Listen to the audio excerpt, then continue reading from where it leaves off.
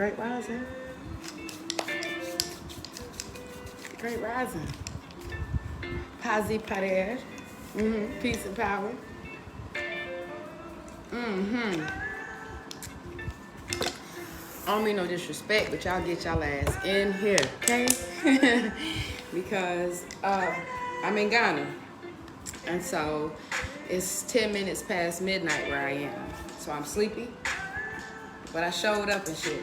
I told you yesterday, one of the agreements that I'm not keeping is that CP shit. If I say I'm coming, I'm coming. Like the old folks say, rain, sleet, or snow. Like the older ones say, hell or high water. Great rising. How y'all feeling? Ooh, child. Shave the hair under my arm and shit. Y'all know I don't shave, honey. Let me tell you, it's itching and shit. My husband disappointed.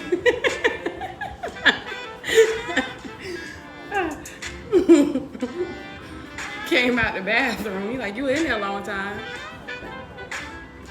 Not impressed. Not impressed. I'm trying to tell you, shit, it's like the itch factory. I'm gonna be all right though. Every now and then I'll start over. You know what I mean? Every now and then in some places. You know, like I'll catch the panty line and shit to catch the fuzz coming out the drawers and shit. But yeah, for the most part, yeah, we just out here bushwick billing it. How y'all doing? How y'all feeling? Y'all ready? You know what? Let me stop playing this music now before they say I'm stealing. And let's get on in here, okay? If you know me, by now you should. You know my favorite thing to do is fuck around with the fuck around. And we're gonna try to do the right thing today. Say, aw, I love you too. Aw, that's peace. I love you too, Banks. I love you too. I really do. I appreciate that. Like, I really do. You have no idea how much that means to me. All right, so I don't be sitting here all blushy face. But yeah, I'm grateful. I really am grateful. All right, so we're gonna get on to it, okay? We're reading the 4 Agreements by Miguel Ruiz, okay? Yeah, we're gonna get on in here. We left off at, we finished Be Impeccable with Your Word, which was the first agreement. The second agreement, the one that is underway currently, is to not take anything personally, all right? And I'm not sure how much we got left in this particular chapter, but this is where we're gonna pick up, okay? All right, so I'm gonna backtrack just a little bit. Say, well, I'm gonna, I started Ruminations, the KRS-One book that I wanted so badly for so long. I emailed every platform and fan page KRS-One had in an attempt to get the book Ruminations. I had it sitting in my Amazon cart for over a year because it was upward of $400 or $500 because it's not a book that's in print anymore. I knew I had lost my mind when I was trying to reach out to KRS-One family. I'm like, do the nigga got a cousin? Maybe this motherfucker got a cousin. It got bad. And then a very close friend of mine surprised me with the book. You know what I mean? It was crazy. Like, you should have seen my face. I really couldn't read it for a couple of days because every time I touched it, I was so overwhelmed with gratitude of such a gift that my eyes would just start fucking up all over again. Every now and then that happens also. So when we do read that book, when you see me crying, it's probably not because one has touched me, but because another one has touched me by giving me such a gift.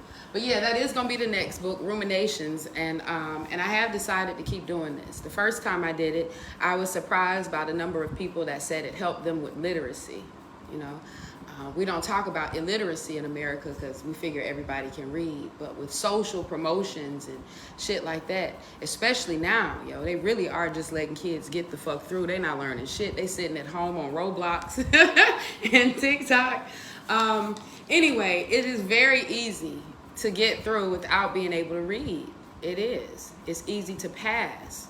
And I was surprised the first time I did this at the number of people that said, can I tell them the name of the book ahead of time so they can follow along. So the little things like that really do make a difference to me. That, and this is me paying it forward, okay? It's what we're supposed to do. Say, yep, I was a reader 3 years ago. Oh, yeah, me, yeah, for real. My mother and father are both readers. I remember when I was younger, the very first argument I remember my parents having was about a book. They were arguing about a book. I guess they were reading the book together. You know, it makes sense because couples get angry nowadays if they start watching a TV show together. If we was on season 1, episode 3, when we fell asleep, motherfucker, then I get home from work like, babe, let's cue it up. And I put the shit on. This say season 4, episode 7. I know you've been cheating on me. That's how they treated the book, though. It was crazy. Somebody read ahead and shit escalated. You know what I mean?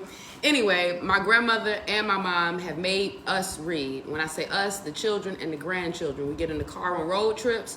We're not playing any music, okay? I hear people complain about their mama made them listen to Patti LaBelle the whole time, Michael Jackson the whole time. And I'm thinking, B, I would love to listen to Michael Jackson. My grandmother had me reading the Harry Potter series to her, okay? My mom, it was, damn it, Cornwell. The name Cornwell. Listen, I'm starting to yeah, all right. So I got fucked up early on sci-fi books and magic and all that other shit. So it's peace though to read to others, and I wish that it was something that we would do more of. My youngest daughter reads to me. My oldest daughter is like, fam, can't you buy an Audible? All right, let's focus, okay? Let's focus. Oh, Steven, that's amazing. My collection is, see, me and you gonna have to get on the phone or something, because me and you just chopping it up like ain't nobody else the fuck here. Let me focus. Yes, it is cool though. That one year where I set out to read 52 books because I just wanted to read 1 book per week in a year, you know. I think things got out of hand when I would pick some books that were so long they would take more than a week. So in an effort to keep the goal, I would buy a book that looked like a quick read, and then I would finish that. And so there were some times where I would end up finishing 3 or 4 books in a week. But I read over 150 books that year. That year I first did Leaders Are Readers, over 150 books. And yeah, I love them. Books are my friends. They keep me warm at night. All right, let's focus. The way you see that movie, let's back it up just a little bit more so we'll know what we're talking about. You create an entire picture or movie in your mind. And in that picture, you are the director, you're the producer, you're the main actor or actress. Everyone else is secondary. It's your movie. The way you see that movie is according to the agreements that you've made with your life. Your point of view is something personal to you. It's no one's truth but yours. Then if you get mad at me, I know you're dealing with yourself. I'm the excuse for you to get mad. And you get mad because you're afraid, because you're dealing with fear. If you're not afraid, there's no way you'll get mad at me. If you're not afraid, there's no way you'll hate me. If you're not afraid, there's no way you'll be jealous or sad. If you live without fear, if at any of these points come up and you disagree or have a rebuttal or feel like it's something that we need to unpack, I want you to say so. If you're not afraid, there's no way you'll be jealous or sad. If you live without fear, if you love, there's no place for any of those emotions. Any of those emotions, fam. Not fear that somebody's cheating, not heartbreak or death or illness. None of these things when you are living without fear. If you love, there's no place for any of those emotions. If you don't feel any of those emotions, it's logical that you'll feel good. When you feel good, everything around you is good. When everything around you is great, everything makes you happy. You're loving everything that's around you because you're loving yourself. Because you like the way you are, because you're content with you, because you're happy with your life, you're happy with the movie that you're producing, happy with your agreements with life. You are at peace, you are happy. Let me tell you something, quick interjection, something that happened to me recently. I got invited to a sister's wedding, right? And I've never been to a Muslim wedding, much less a wedding in Ghana. And so I'm asking people, trying to find out what can I expect at a Muslim wedding. And Americans, my American friends and family are telling me what to expect. And this shit is some whole other shit. Anyway, I'm making sure that I'm okay because most of the things that I wear are inappropriate somehow if it's any cultural sect or religious sect where they want women to put their asses up. I'm somehow going to be in violation. So I'm asking, y'all covered up and shit. I'm not prepared to cover up. That ain't what the fuck I want to do. I don't cover up people when the fuck they come to my house or my place of worship. My mama say that I worship at Bedside Baptist. Yes, it's located at wherever the fuck I'm staying at that time. I don't make nobody take their shit off when they come to Bedside Baptist, so I didn't expect nobody to put shit on me when I went to this arrangement. But when I went, the shit happened so fast. The minute I was about to step foot in the mosque, like somebody like, I mean, I would have thought somebody was about to kidnap me. That's I'm grown as fuck. I thought somebody was gonna kidnap me. It happened fast. It was like, and then I had the thing on my head, and then somebody was pushing me in, and they were separating the men from the women. And I'm like, and I go American fast, okay? I go from 0 to American real quick, as they say. And so my husband could see me about to escalate in the mosque, and so he come over to me, and he just opted to sit with me on the woman's side, which created a lot of havoc for him, of course, because he's a native, and so he know you're not supposed to do this shit. So I'm sitting in the mosque mad as fuck because all of this has happened. I'm angry because I feel like my religious freedoms have been violated. I didn't ask to come to your wedding. I came to the wedding because I was invited, and I asked everybody around this motherfucker plenty of questions before I got here to make sure that I wouldn't disrespect anybody by coming as I am, and nobody would be Listen, I just wanted to make sure it would be all peace. And this, me sitting the fuck up in here, this shit is not peace. I want to rip the shit off, and they're like, you can't do that. Anyway, hold on, you say. Okay, so, oh, thank you. Oh, Steve, you so peace. All right, anyway, this shit made me so angry. And I'm sitting in there, and I'm sweating, and I got this shit on, and I want to pull it off, and I'm saying all kind of explicatives up under this motherfucking hot shit. I'm sorry, the hijab, no disrespect, fam. No disrespect. It ain't for me to have on. You feel me? When my husband says to me, remember what we talked about. It's a movie. Sometimes it's not even happening to you or for you. You just here to record. This ain't got shit to do with you or me. We the cameraman in this motherfucker. You like reality TV, don't you? I'm like, You the cameraman. It's all kind of shit gonna go the fuck down. You gonna see it happening from here to Wazoo. Some of the shit gonna blow your mind. It's gonna be the highlight reels, and you gonna be the cameraman that's gonna see them. You'll see them firsthand and report them, but that's your only job. You in costume, fam. You in uniform. Just record it. And I sat the fuck back like, you know what? I should lift this motherfucker and suck your dick right here in the mouth. But I kept it clean though. And that stuck with me. He's always said that. Remember the movie. When shit is going on, quickly identify which part. Be like, ooh, this is not my shit. Anyway, we're talking about not taking anything personally. Remember, the things that are happening to you aren't happening to you at all. They're not happening to you at all. And I understand that a lot in retrospect. Me wearing a piece of fabric around my face for 45 minutes, it's not bad. It ain't bad at all. I made a sister feel support. Nobody else felt violated. If I had gone in as my regular self, nobody would have paid attention to the bride and groom. Everybody would have had to talk shit about the American girl that showed up butt the fuck ass naked. And so as it turns out, it was good that I realized, giving credit where it's due, that I was the cameraman that day, and it was my job only to chill the fuck out. All of that shit was not my happening, all right? And so I could be at peace. Now I'm back on the page. You're at peace, you're happy. You live in that state of bliss where everything is wonderful and everything is beautiful. In that state of bliss, you're making love all the time with everything that you perceive. Whatever people do, think, or say, don't take it personally. If they tell you how wonderful you are, they are not saying it because of you. You know you're wonderful. It is not necessary to believe other people who tell you that you're wonderful. Don't take anything personally. Even if someone got a gun and shot you in the head, it was nothing personal. Well, I want to back it up a little bit. And I know that's extreme. The book actually says that. I want to back it up a little bit. It says, you know you're wonderful. It's not necessary to believe other people who tell you that you're wonderful. Don't take anything personally. Give me a minute. Let me read that again. This is not for you. I know you understood it, but you know how the fuck I have to process shit. Give me a minute. Okay, I realize now what it is that I'm thinking. It's no longer on the tip of my tongue, and I'm about to share it with you. If somebody is feeling really fucked up, no matter how wonderful you are, it's unlikely that they'll be like, you're so wonderful. You might get a thank you. You know what I mean? And a spirit of gratitude, no doubt. But it's highly unlikely that if somebody is feeling miserable, anxious, depressed, sick, or diseased, that you being wonderful is what they're about to express. Oh, you are so wonderful. They're not about to have a pep rally for you. They don't have the energy to do so. It's when they feel wonderful that they'll express to you how wonderful you are. You know what I mean? We done it.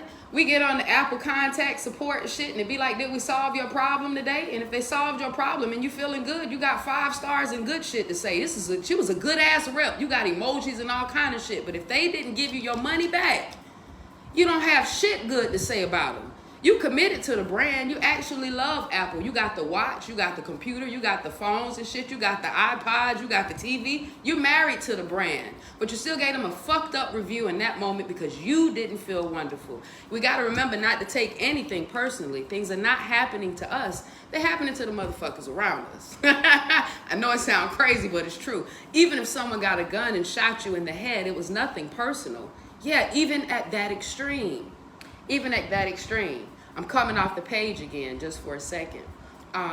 Because what's hard to understand, but it will help you to receive people and to read between their lines. If you could, I know, and it's far-fetched, but I want you to try to accept, right? Try to imagine that all intention, right, is, all actions, I should say, have a positive intention, okay? So even if a man walk in and he see his wife cheating with his best friend and he just spaz out and shoot everybody in there, his intention, right, was still to get rid of the pain right away. It was to eliminate the hurt. It was still a positive intention. To me, it's fucked up. It's cold-blooded. To somebody else, that's their daughter. To somebody else, that's their brother. That's somebody else's family, somebody's mother. All of that shit is real. But the truth is, everybody is scripting their own movie, and none of the shit that's happening to them is for us to take personally. It's not going to be easy, but if you remember that, it might be easier. Even the opinions you have about yourself are not necessarily true. Therefore, you don't need to take whatever you hear in your own mind personally. The mind has the ability to talk to itself, but it also has the ability to hear information that's available from other realms. Sometimes you hear a voice in your mind and you may wonder where it came from. This voice may have come from another reality in which there are living beings very similar to the human mind. The Toltec called these beings allies. In Europe, Africa, and India, they call them gods. Our mind also exists in the level of the gods. Our mind also lives in that reality and can perceive that reality. The mind sees with the eyes and perceives this waking reality, but the mind also sees and perceives without the eyes, although the reason is hardly aware of this perception. The mind lives in more than one dimension. There may be times when you have ideas that don't originate in your mind. Give me a second, y'all. I'm getting hot and shit, and you know how the fuck this shit go. As long as Negros and Frijoles stay in their rightful places, we gonna be all right. Give me a minute, though. That's what my grandma said. If you want to trap heat, you got to cover your feet and your head. So that's how I know when I need to get cool, I got to get these feet free. And I got to let that crown go. All right. There may be times when you have ideas that don't originate in your mind, but you're perceiving them with your mind. You have the right to believe or not believe these voices, and the right not to take what they say personally. We have a choice whether or not to believe the voices we hear within our own minds, just like we got a choice to believe and agree within the dream of the planet. The mind can also talk and listen to itself. I love you more. Okay? Not like the contest like I normally have. I'm learning how to, when I say I love you more, not mean like I love you more than me. I love you more. I love you more. We ain't got to do that. We don't agree to do that no more. I just want you to know from now on that when I tell you I love you more, I mean I love you more today than I did yesterday. You know what I mean? All right, it's cool.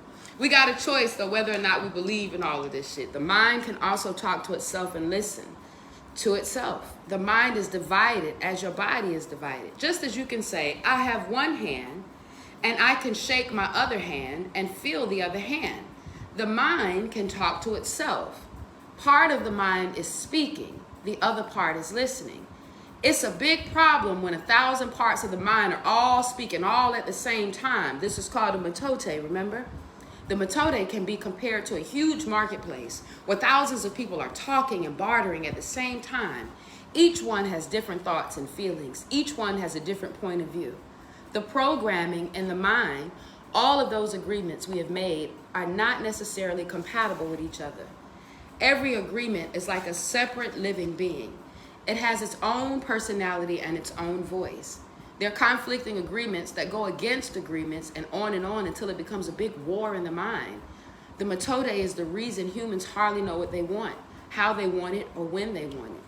They don't agree with themselves because there are parts of the mind that want one thing and other parts that want exactly the opposite. Some part of the mind has objections to certain thoughts and actions, and another part supports the actions of the opposing thoughts. All these little living beings create inner conflict because they are alive and they each have a voice. Only by making an inventory of our agreements will we uncover all of the conflicts in the mind and eventually make order out of the chaos of the mitote. Don't take anything personally, because by taking things personally, you set yourself up to suffer for nothing. Humans are addicted to suffering at different levels and to different degrees, and we support each other in maintaining these addictions. Humans agree to help each other suffer. That's a funny line to me, because I read one time that the monks, who we can pretty much generally agree that they is a peaceful bunch of motherfuckers, you know. I read that the monks kind of understand intrinsically, right, all of them, that we all come and we all go. And so the only task between the then and then, right, is to help everybody have peace. Like, really, it's to usher everybody peacefully into death. It sounds crazy, but that's what it is. It's to help usher everyone peacefully into death, since we all know where the fuck we going anyway. You know, it's probably why the monks aren't married and they aren't career oriented and shit, because all of those things can require more work than peace. You know what I mean? Anyway, wherever you go, you find people lying. Oh wait, I think I skipped this shit. We're gonna back it up. We're gonna back it up. We was talking about humans helping each other to suffer. If you have the need to be abused, you'll find it easy to be abused by others. Likewise, if you're with people who need to suffer, something in you makes you abuse them. It is as if they have a note on their back that says, "Please kick me." They are asking for justification for their suffering. Their addiction to suffering is nothing but an agreement that is reinforced every day. Wherever you go, you'll find people lying to you. And as your awareness grows, you'll notice that you also lie to yourself. Do not expect people to tell you the truth, because they also lie to themselves. You have to trust yourself and choose to believe or not to believe what someone says to you. When we really see other people as they are without taking it personally, we can never be hurt by what they say or do. Even if others lie to you, it's okay. They're lying to you because they're afraid. They're afraid you'll discover that they aren't perfect. It is painful to take the social mask off. If others say one thing but do another, you're lying to yourself if you don't listen to their actions. If somebody say one thing and they do another, and you don't listen to their actions, you're lying to yourself. You know what? It's another one of my unpopular opinion. I just feel like we all have signs. I know we as humans are all intuitive, but I'm gonna focus on women because I am a woman, right? I know we be knowing. You know what I mean? I ain't never got cheated on or lied to or played and didn't know. You know what I mean? I've always hoped, I've wanted, I've wished, I've prayed, I've ignored, but I've also always known. I've always known. And when I think about that, you know what I mean? Like, it's easier for me to forgive people because I let you get away with the fly shit. You know what I mean? I did that. I knew you wasn't shit, and I condoned that shit. And then I think about what my mother taught me about how unfair it is in relationships, whether they're business relationships or friendships or intimate relationships, for you to force somebody else to be something different because you've grown, okay? Because you've grown. You and your husband was both in the church. Now you done got woke.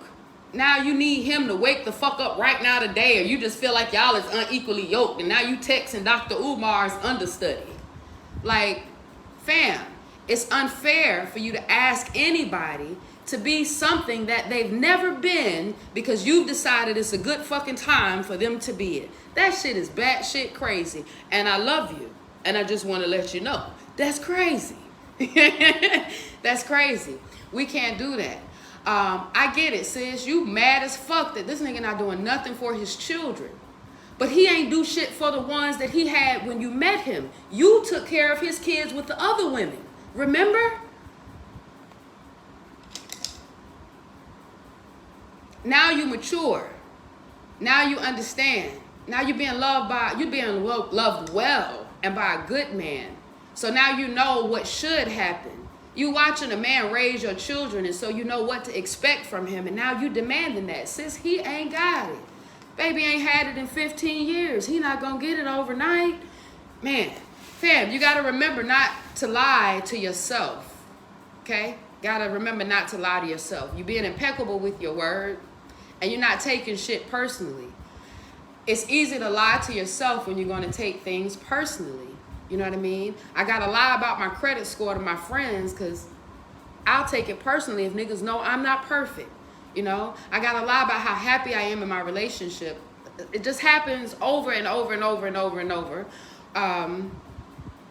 Yeah, all right, I'm gonna get back to the page. Greetings, I'm gonna get back to the page. Remember, don't take anything personally.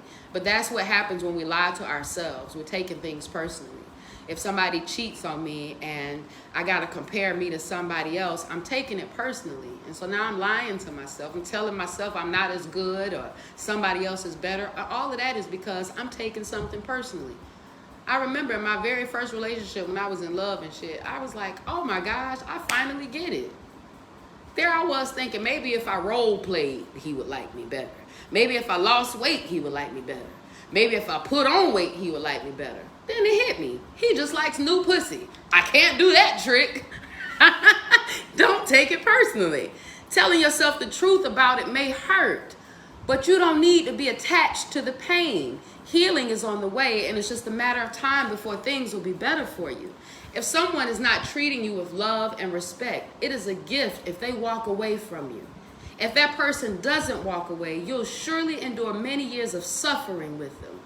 Walking away may hurt for a while, but your heart will eventually heal. Then you can choose what you really want. You'll find that you don't need to trust others as much as you need to trust yourself to make the right choices. To trust yourself, fam, when you start trusting yourself, I promise you, whatever the fuck he got going on in his phone ain't got a goddamn thing to do with you. Because if you got the inkling, oh, bye. If you got the feeling, the hint, if the gut or the mind almost even thought that he was on some fly shit, then that's enough for you to be like, you know what? It might be time for us to go ahead and call this thing the end, baby. You feel me? But we're going to keep on going. When you learn how to trust yourself in real time, you don't really require the trust of others nearly as much. When you make it a strong habit not to take anything personally, you avoid many upsets in your life. Your anger, jealousy, and envy will disappear, and even your sadness will simply disappear if you don't take things personally. I remember the first time a white woman reached out to me, and I was like, oh shit, I think we're about to be friends. And I was in my fuck the white man stages. All power to the people. You know what I mean? And the conversation, it happened so many years ago, right? So I won't get it verbatim. But the conversation felt like, I am racist, Ife. Yeah, I am racist. And I'm knocking on your door because I didn't even know I was racist until you said something. You know what I mean? Like you start calling out these things and I was like, well, goddamn, that sound like me. But I didn't choose to be racist. I don't want to be racist. And then she explained to me that when she was younger, her mother told her that she couldn't date the black guy at school that liked her and she liked him. You know what I mean? She didn't understand why. It wasn't when your mama say no, your mama say no and that's it. So it wasn't a debate or a conversation. Your mama said, if you fuck with that man, y'all gonna have children that'll have hard lives. His life will be harder, yours will be harder, and so will the child's. And so she just carried that and nurtured that. And that meant not to build, somehow that can kind of compound, who knows, and different people it'll do different things. And it'll sprout up to don't fuck with black people. You're gonna make your life fucked up and their life fucked up and anybody else's life fucked up who get caught up in the middle. And now I guess the proper way to say it, the politically correct term would be systemically racist. Motherfuckers are racist and they didn't even choose it. You understand? They didn't even choose it. When you walk away from the hurt, right? When you walk away from the lie, when you start to trust self, it's easier to make the right choices. You'll be able to break those wrong habits and avoid some of those upsets. You'll find that you are less, you deal with less anger. I'm gonna say less because as you're human, you're gonna always deal with it. It'll be how quickly you process it. You ain't just gonna magically be out here like you just on your numb your hoe and gank your hoe all the time. You're still gonna occasionally wanna put them paws on the nigga and you're gonna have to woo-saw. When you make it a habit not to take anything personally, you avoid those upsets. If you can make this second agreement a habit, you'll find that nothing can put you back into hell. There's a huge amount of freedom that comes to you when you take nothing personally. You become immune to bad magicians, and no spell can affect you regardless of how strong it may be. The whole world can gossip about you, and you don't take it personally, you're immune. And on the gossip shit, fuck them people. They gonna say something about you either way. I'm trying to tell you, you have too many kids, they be like, damn, she having another one. You don't have no kids. They be like, you know, women's purpose is to deliver babies. Listen, let them folks talk that shit. People's supposed to people. And we be out here praying people to stop. Why?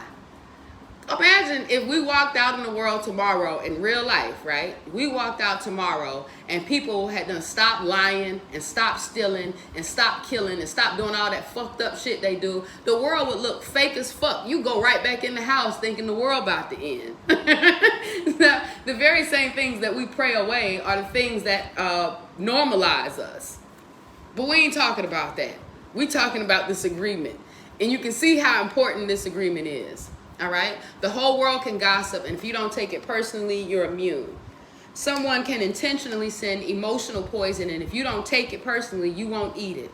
When you don't take the emotional poison, it becomes even worse in the sender, but not in you. You can see how important this agreement is. Taking nothing personally helps you to break many habits and routines that trap you in the dream of hell and cause needless suffering. Just by practicing the second agreement, you begin to break dozens of teeny tiny agreements that cause you to suffer. And if you practice the first two agreements, to be impeccable with your word and to take nothing personally, you'll break 75% of the teeny tiny agreements that keep you trapped in hell. Write this agreement on paper and put it on your refrigerator. Put it on your wall or your remember to remind you all the time, don't take shit personally. As you make a habit of not taking anything personally, you won't need to place your trust in what others do or say. You'll only need to trust yourself to make responsible choices. I can't remember when I read this book the first time, but it's amazing that you go through enough of them, you go through the cycle of enlightenment, and you come to this. This is something that if you don't get it, or if you feel like it's too hard for you, no pressure, fam. I promise you, in time, it'll come for you, you know? You'll only need to trust yourself to make responsible choices. You're never responsible for the actions of others. You're only responsible for you. Give me a second. Greetings. All right, let me back up just a little bit. Hold on. Say, like I told you before, sometimes I read to you, but I ain't hear what the fuck I said, so I have to go back for me. All right? So that's what the fuck we doing right here.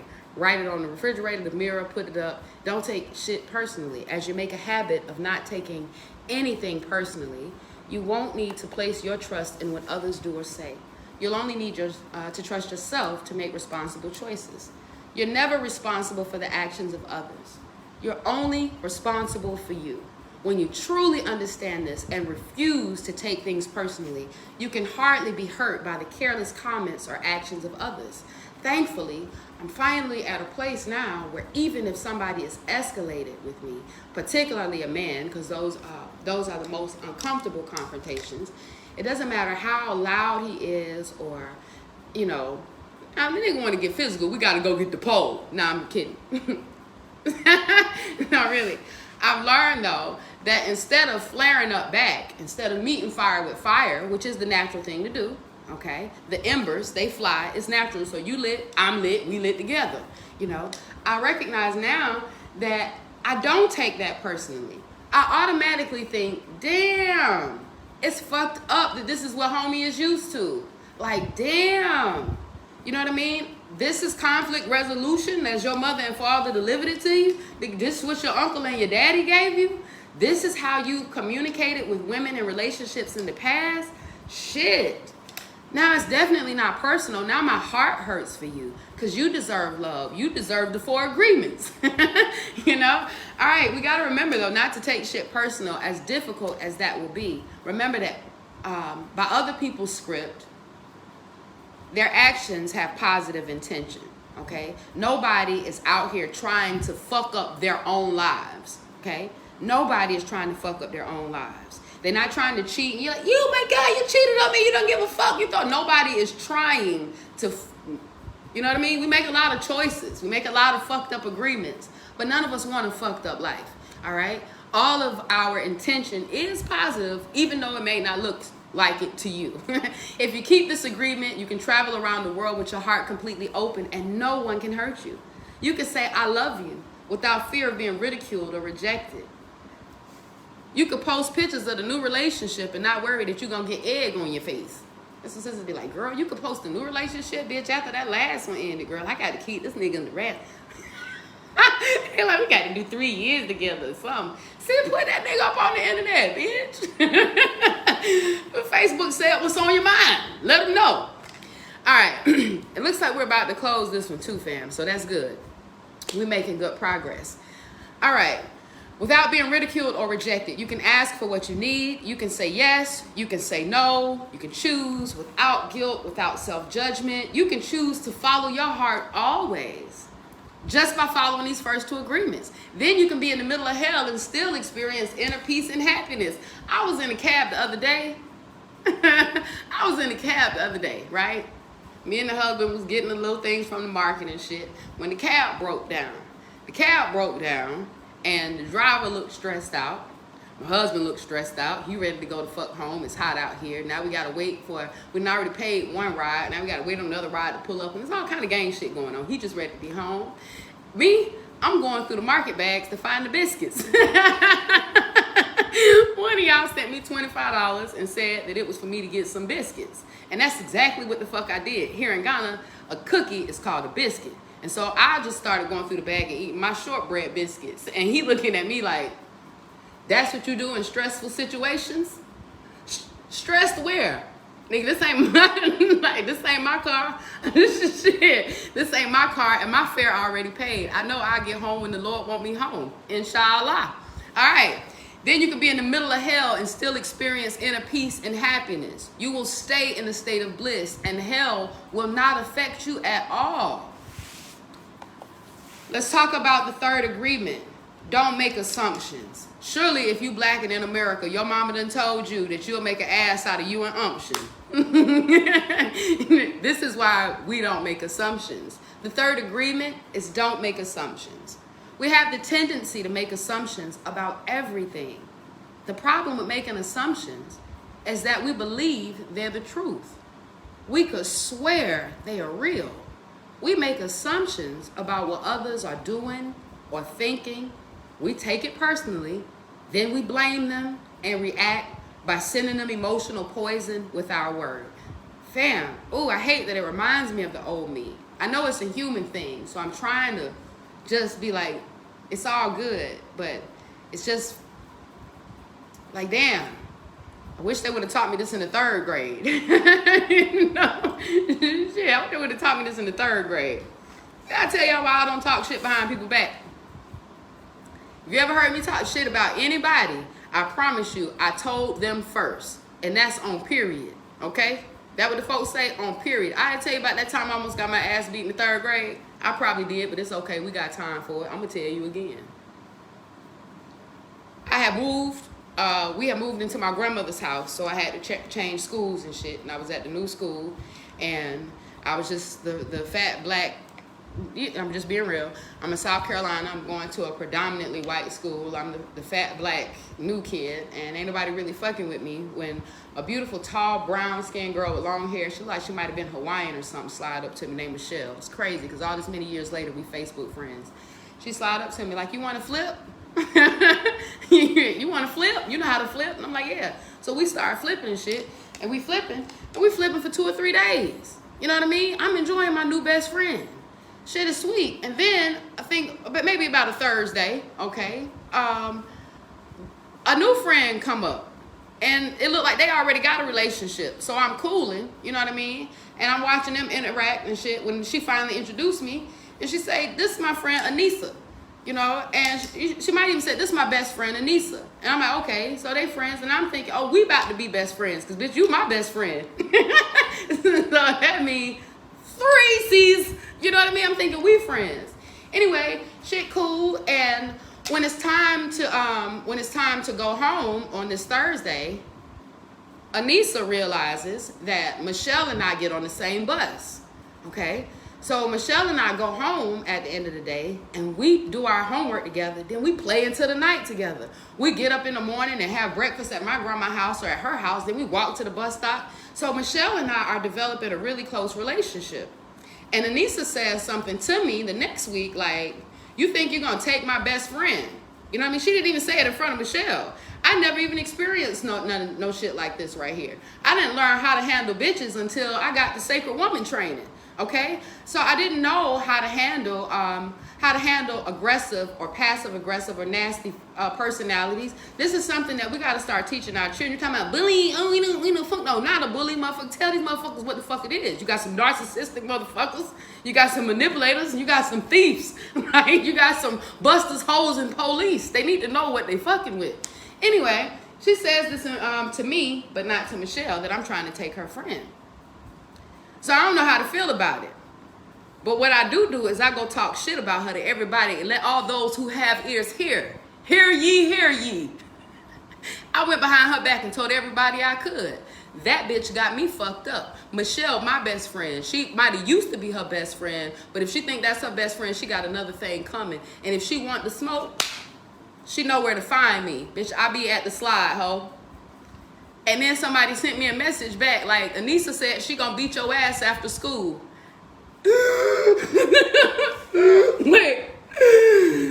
Here I go. Who told her? For real. Who told her what I said? Like, which one of you hear you motherfuckers sold me out? Listen, I lied. Listen, I was just a little bit scared till the 4th person was like, "You Kim?" I was like, "Yeah." Who asking? They're like, "You know Anissa Jackson? She said she gonna beat your ass. Don't get on that bus. She gonna beat your ass." Listen, I got sick that day. I ain't lying. I had to go to the school nurse, nigga. I was sick. I was vomiting. I was sick. My mama came and got me, kept me out of school the next day. Praise God, she saved my ass. Dear mama, in my Tupac voice. Like, listen, the second day, my mama was like, "Fam, you don't have no fever and you're not throwing up, but I can tell you're not well. Your energy is really low. You got to talk to me. I got shit to do. You got an education to get. You got to tell me what's really going on." And I just broke down crying. And I was like, she was my best friend, and the best friend is Sil. I told her, fuck her, and she's not gonna beat my ass. And my mom was like, "Wait, all of this is about the little girl that y'all best friends with?" And I'm like, "Yeah." She's like, the 2 girls that you're friends with, the same ones that you said were your friends last week. Y'all was the 3 C's. The 3 C's? I'm like, yeah, we know it. We 1 C now. Shit. She like, "Girl, what is Anissa's phone number?" She called Anissa's mom on the phone. She telling Anissa's mom what's been going on with me and her. Girl, they doing the things that children do. They need to squash this shit. I just want to put them on the phone and make them cut it out. So we get on the phone and we say we sorry and we say we gonna be friends, and then after all of that, and me and Anissa, we was kind of friends. We wasn't kind of friends. I was scared of that nigga for the rest of the elementaries. I was scared of that nigga and watch how I talk to her. I watched my mouth about how I talk to her about her best friend. It's 37 years later, and now I know who best friend Michelle is. Not mine. All right, no bullshit though. On some for real shit, being impeccable with the word, right? That's the reason I don't talk shit behind people back at all, okay? Ife don't do it. Doesn't matter how hard it is. I'd rather hurt your feelings than you come and kick my ass because somebody else done told you what the fuck I said wrong. You know? All right. So, you know, I like to fuck around and just give y'all the bullshit as we go. But we're going to get back to the page, okay? Yeah, because we don't have but about 15 more minutes. So I'm going to try to focus and make this count. We're talking about the third agreement, which is to not make assumptions, okay? And like I said, people have a tendency to believe these assumptions that they make up. The problem with assumptions is that we really believe they're real. We swear that they're real, okay? We make assumptions about what other people are doing or thinking. We take it personal, we blame them, and we react by sending them emotional poison with our word. That is why whenever we make assumptions, we're asking for problems. We make an assumption, we misunderstand, we take it personally, and we end up creating a whole big drama for nothing. All the sadness and drama you have lived in your life was rooted in making assumptions and taking shit personally. All of it. Take a moment to consider the truth of this statement. We're going to take a moment, if not for you, for me. I'm going to try to see all the sadness and drama that I've lived in my life was rooted in making assumptions and taking things personally. All right. I am thinking about a time that I had some sadness and some drama, and I'm trying to see where it was rooted in the ass and the umption. Okay, just give me a minute. It do make sense. It do make sense. I'm picking up what they putting down, but I'm trying to see how much of it I'm gonna pick up. Just wait a minute. All the sadness and drama you have lived in your life was rooted in making assumptions. Aha, I got it. Sometimes we assume the good, and sometimes we assume the bad. And either way, the result of that assumption could easily be sadness and drama, okay? Could easily be sadness and drama. When it's positioned that way, I can imagine it. Quick and funny story. I remember the boyfriend in the past had, he came home late and drunk. He said he had been working late, but I had been calling the job, and they was like, he off. You know, he don't work weekends. Like, damn, when the fuck was I gonna know? The nigga be gone every weekend. He had his boxers. When he came in, he like stumbled in drunk, right? And when he got stripped off his clothes to lay down and fall asleep, his boxers were inside out. And the boxers were inside out, right? And they had dried up nut on them. And there was a little bit of pink. So I know it was a little bit of period on them also. So all this let me know was all of this shit was all bad. This was definitely creating some sadness and some drama.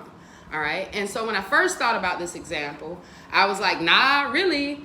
I don't see where no assumption had me fucked up there. I just see where he did some fucked up shit, and I could see me going and taking it personally. And the truth is, there were assumptions. There were some assumptions. He continually showed me who he was long before that point, and I just assumed that I could change him. I assumed that his promises, you know, one day he would keep them. So absolutely, I'm going to give myself credit for that too. Okay, that sadness and that drama that I've lived through, I'm going to go ahead and mother up and say that was on me. The whole war of control between humans is about making assumptions and taking things personally. Our whole dream of hell is based on that. We create a lot of emotional poison just by making assumptions and taking it personally. Because usually we start gossiping about our assumptions. Not me. All right. Remember, gossiping is the way we communicate to each other in the dream of hell. It's the way we transfer poison to one another. Because we're afraid to ask for clarification, we make assumptions and we believe we're right about the assumptions. Then we defend our assumptions and try to make someone else wrong. It's always better to ask questions than to make an assumption, because assumptions set us up for suffering. The big methode in the human mind creates a lot of chaos, which causes us to misinterpret everything and misunderstand everything.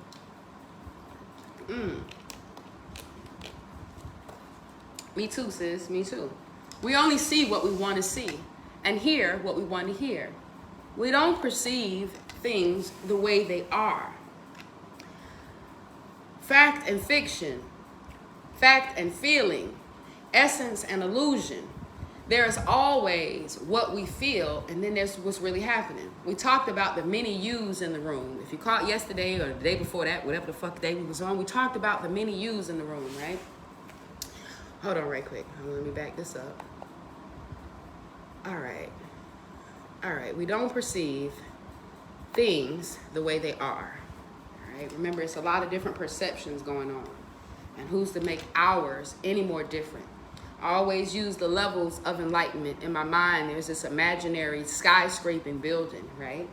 And it's the corporate office of self-awareness. And everybody is on a different level in this building, okay? It's moving up all the time, and everybody is on a different level. No two people are ever on the same level in this, in this fucking corporate enlightenment building. Now, the thing about it is, the assumptions and the confusion, right? The anger comes into this corporation when people are asked, what do you see out the window? Because the person who is on the very top level will say, nothing. Maybe clouds, an occasional bird, but nothing mostly. And the person who is on level 1 will say, cars, cats, dogs, homeless people, they see everything.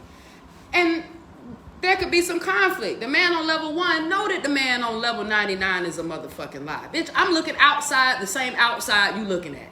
And him up on the top know the man on the bottom is a motherfucking lie. Because, bitch, I'm looking out the same side, you looking outside. And they both very right. You understand? They're both very right. We really got to wrap our minds around that. Your reality, your perceptions are yours alone.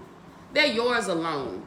I got a house one time. I was looking to move, and I was desperate, y'all. I mean, I was so desperate. I was ready to apply. I was applying to places I couldn't afford. Like, I'm gonna forge documents, whatever the fuck I got to do, but I got to find somewhere to live. Yeah, I mean, I was about to put myself in a crazy position and probably be evicted within 30 days anyway. I just wanted somewhere to go when a sister friend called and said, hey, my boyfriend leases properties, and usually he do the background check and he do the income verification and all of that. But every time he does it that way, he always get burned on the lease anyway. He always. So I asked him, why don't he let me do it? Why don't we do it my way one time where we do an energy-based lease? And he said, yes, finally, that I could lease out the next building that he had that become available. And he got a spot available. And she's like, I know it's far. It's probably too small for you. And I'm like, girl, I'm on the way. How much is the deposit? She laughed like, you haven't even seen it. Girl, how much is the deposit? She told me $200. I got $200 out the bank and I went to meet her. I did all the paperwork, got the keys. When he came to finish and sign all of his places, I realized that he didn't ask me any information because they'd already assumed. These were friends, now family members, that I had acquired from Facebook. They had already written down that I was a holistic health coach. They had already written down on the thing that I was a doula. These niggas ain't never seen me deliver no baby. I ain't showed them nan certification. They have assumptions from the personality. They've created a whole persona of IfeAsaX. That's why they say never meet your heroes, okay? They created a whole persona of me. Like, my name wasn't even on the lease. They put IfeAsaX on the lease, and that's my Facebook name and my business name. My government name, Kim. The lease, I had to create a fake lease with my real name just to get utilities turned on because they put IfeAsaX on the lease. People will create an entire fantasy of who you are based on these assumptions, and you'll do the same thing of other people. You do this, we do the same thing, and we do it all the time. No, because he got a nice watch or a nice car don't mean he got money. And bruh, just because she got a fat ass don't mean that the pussy just about to be the, you don't know until you know, all right? A whole dream begins to form just from your assumptions, and you can believe, oh, this person really likes me. In your mind, a whole relationship begins from that. Maybe you even get married in this fantasy land, but the fantasy is in your mind, in your personal dream. Making assumptions in our relationships is really asking for problems. Often we make the assumption that our partners know what we think and that we don't have to say what we want. We assume they're going to do what we want because they know us so well. Man, if they do what we assume they should do, we feel so hurt and say, you should have known. Another example, you decide to get married and make the assumption that your partner sees marriage the same way that you do. I told you this before. I put my own business in the street. I told you that I assumed that because we were able to have threesomes with women, that I would have the freedom to experience sex with other men as well. Wasn't nothing that we had to talk about. I also assumed that no man want to talk about his wife having sex with another man. Now, surely if this man is allowing himself to have sex with everybody, like shit should be sweet. We should be good. Assumptions, okay? Assumptions. You want to see the cookie crumble? Take a look at my first marriage, okay? Assumptions had us fucked up. You marry somebody because you assume that you see marriage the same way. Then you live together and you find out that's not true. You find out how you want to discipline children is different. Whether or not you plan to have children, where you want to live. You find out how you plan to save money for retirement is different. You find out that what you plan to do with your parents in their old age is different. And that all of that create a lot of conflict. But you still don't try to clarify your feelings about your marriage. The husband comes home from work. The wife is mad. The husband don't know why. Maybe it's because the wife made an assumption. Without telling him what she wants, she makes an assumption that he knows her so well, that he knows what she wants. Like he a mind reader. She get mad because he don't meet the expectation. Look, making assumptions in relationships leads to a lot of fights, a lot of difficulties, a lot of misunderstandings with people we supposedly love. In any kind of relationship, we can make the assumption that others know what we think, and we don't have to say what we want. They're going to do what we want because they know us so well. If they don't do, which this feels a little bit redundant to me, but I'm going to keep going. I'm going to be patient. If they don't do what we want, what we assume they should do, we feel hurt and think, how could you do that? You should know. Again, we make the assumption that the other person knows what we want. All right, I'm about to skip some of this because the fam is being redundant. It is very interesting how the human mind works. We have the need to justify everything, to explain and understand everything in order to feel safe. We have millions of questions that need answers because there's so many things that the reasoning mind can't explain. It's not important if the answer is correct. Just answer itself. If it makes us feel safe, yep, we're good. This is why we make assumptions. Our safety. If others tell us something, we make assumptions. If they don't tell us something, we make assumptions to fulfill our need to know and to replace the need to communicate.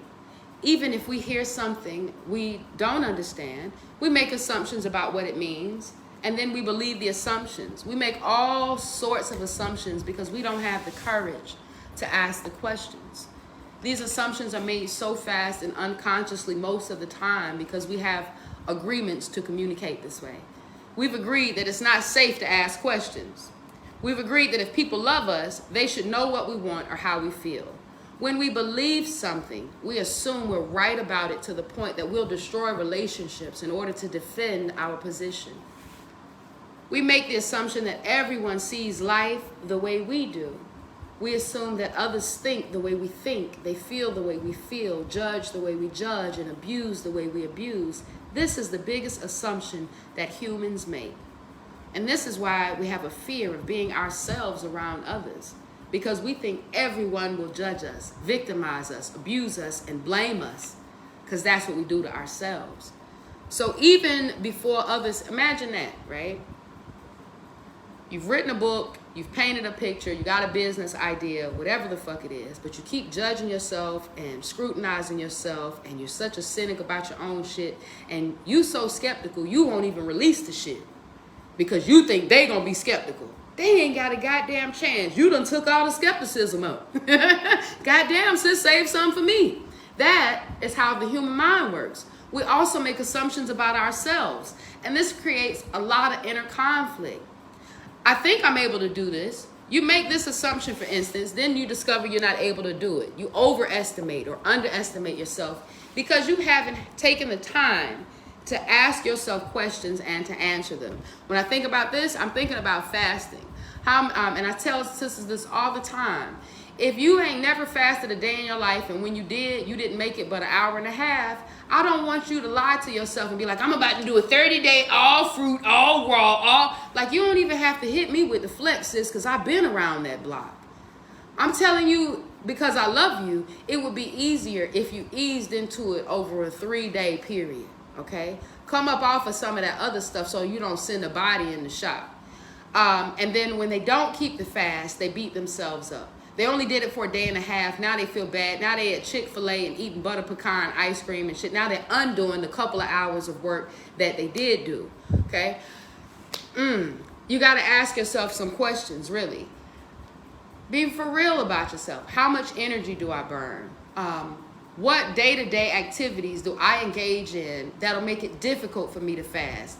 That means if I'm asking myself the questions, I know for the 3 days I'm fasting, I got to make sure my children can feed themselves, okay? I can't go in there cooking and shit, and then I'm tasting shit and talking about I'm about to fast. No, the fuck I'm not. If I just made meatloaf, y'all got me fucked up. We having shrimp tonight. That's it. You have to ask yourself questions. Be realistic and ask yourself questions. Stop making assumptions about you, assuming that you're going to win every time. Or assuming that you're going to lose every time. You know what I mean? Just be impeccable with your word. Don't take shit personally. And don't make any assumptions. All right? We're going to read a little bit more and then we're going to get up off of here. Because we're trying to keep it at 45 minutes to an hour and shit, okay? Okay? And then, we'll be back again tomorrow. All right. Often when you go into a relationship with someone you like, you have to justify why you like that person. You only see what you want to see. And you deny that there are things you don't like about that person. You lie to yourself just to make yourself right. Then you make assumptions. And one of the assumptions is, my love will change this person. But that ain't true. Your love ain't changing shit. If others change, it's because they want to, not because you did it. Then something happens between the two of you and you get hurt. Suddenly, you see what you didn't want to see before. Only now it's amplified by your emotional poison. Now you have to justify your emotional pain and blame them for your choices. I actually had a lover to tell me, I need you to stop telling me that I'm sacred and all that other shit because I'm a regular nigga. And I know I'm going to do regular nigga shit because that's what the fuck I've always done. Yeah, I love you. Yeah, I'm in love with you. And yeah, I've been in love before. And I did fucked up shit then too. I can't tell you why. What I can tell you though is I'm a regular nigga. And you set me up and you up every time you be on that. Oh man, you so God and you so perfect. Queen, I'm a regular nigga that fell in love with a sacred woman. And for the life of me, I'd be like, be impeccable with your word. You're a God. And then some regular nigga shit happened. And I was like, oh damn. And I was blowed, but I can't lie. I wasn't heartbroken. I was just blowed. So I'm like, damn. Homie told me.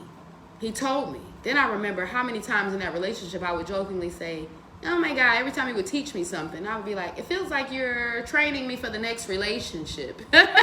You know what I'm saying? Damn. Be impeccable with your word, fam. It happened that way. If others change, it's because they want to change. It's not because you did it. Something happens between the two, you get hurt. Suddenly you see what you didn't want to see before. Only now it's amplified by your emotional poison. You trying to justify shit and blame them. And it ain't none of that. It's what it's always been, okay? We don't need to justify love. It's either there or it's not there. All that other shit might be up for debate. The jury might be out on that. But love, we don't have to justify it. It's either present or it's absent. Real love is accepting other people the way they are without trying to change them. If we try to change them, that means we really don't like them. Of course, if you decide to live with someone and you make that agreement, it's always better to make that agreement with someone who is exactly the way you want him or her to be. Right then, okay? You can't, like, it's a lot of us married to potential and shit, or the past. It's not peace to build a relationship on how someone used to be or what you remember they were, okay? Or what you hope they will be, the potential that you know they have. You gotta really ground in where they are if it's real for you. It's time for me to get up off of here, but I do want to say this on that note, just because, you know, I love to come off the page. Because it happens often. And I'm speaking just for the women to the sisters, okay? Because I'm gonna let the brothers talk to the brothers. But sis, if you're anything like me, you've done this before, where you meet a man and there are things that you love about him, the things that make you choose him, okay? So let's say you choose him because his money, you know what I mean? All the other guys you ever dated moved into your house. This was the first time you met a man and he had a home to invite you to. And so that's different, you know what I mean? Trying to think of some other good shit about him. Hold on, let me get my water in.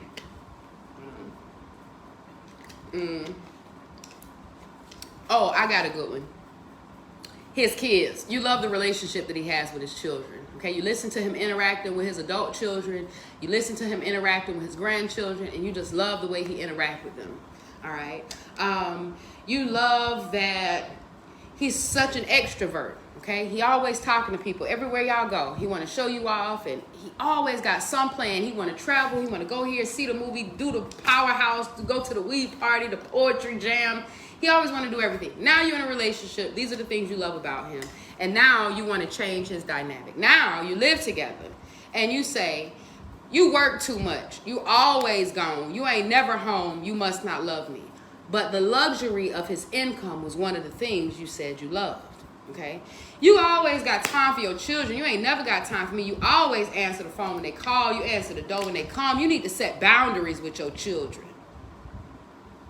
When you said that was one of the things that you loved about him, okay? Now he's traveling, you complaining. You always going somewhere with your friends. You always going somewhere with your friends. I want you to stay home sometime when you already know. It's unfair for us to change the dynamic that we've already fallen in love with. It changes the whole relationship. If he stopped going to work and he stopped talking to his kids and he stopped going anywhere and traveling and become an introvert, he won't even be the same man. Then all of the things that you said you loved about him will have dissipated. They have disappeared. You will have created a man that you don't want to be with.